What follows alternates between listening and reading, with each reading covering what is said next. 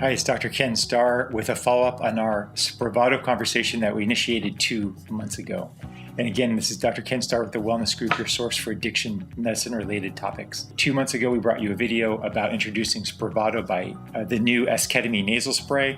And we have subsequently submitted about a half a dozen, maybe 6 to 10 billing inquiries, and we have not been able to get it covered yet, and we have not even used it yet. Despite enrolling in the REMS procedure, both as a provider and the pharmacy, their content back to us really doesn't make sense. We'll be approved as a provider, but not as a pharmacy.